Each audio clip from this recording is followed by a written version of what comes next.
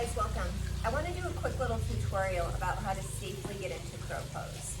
So after teaching this for 20 years and practicing it for longer, there's a few simple setup cues that I feel like are missed in a lot of yoga instruction while people are like, just hop up into crow. Or certain people are like, I'm not strong enough in my arms to support my body. But in all reality, this is a full body work / balance, and it feels really good to get up into it. So if you want to give it a shot with me, we're gonna do step by step.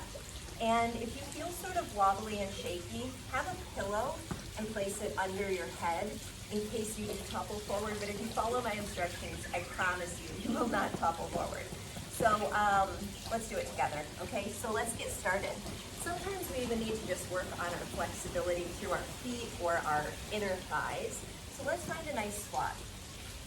I encourage you to stay in a position until you're ready to move on. So we can always take a notch forward, but if it's too much, then we come back to it in a couple days and try again. Our body's constantly different, morning, night, or different days, okay? So this is the first step. I want your knees wider than your hips, toes pointing outward. Hands to the inner thighs, prayer, so we get that inner thigh stretch, okay? Next step. Reach the hands out in front of you, spread your fingers nice and wide, pause. Keep your gaze here where your fingers are. I'm drawing this line here on my mat, so I know I have to stay here. If you have a cheap mat like me right now, you can draw a line. Bend one elbow. See how I've got that ledge here?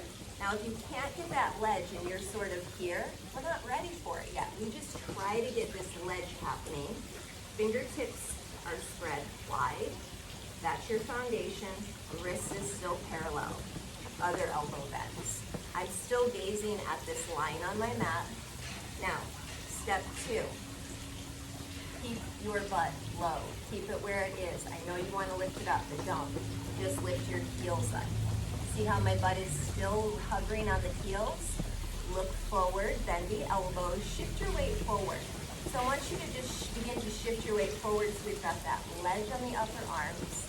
Next step, lift your butt, but pause, only 6 inches. So that's just about here. Look forward, lean forward, lift one toe up, core in. Do you feel stable to lift the other toe up? But if you're here, maybe bring the toes to touch. Okay, so that's it in a nutshell. Let's try it again. If you got up, great. Let's try it again. If not, let's do that step by step. Toes out, knees point out. So we want to have space so our upper body can get through our knees. Hands out in front. Keep your gaze at the fingertips reaching. Bend one arm. Plant the palm, fingers wide.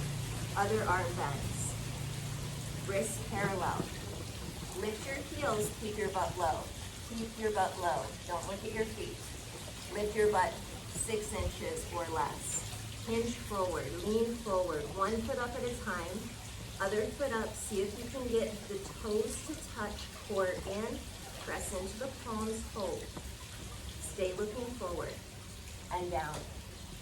Okay, awesome job. I hope this helped. Keep in mind that we want to keep our gaze forward.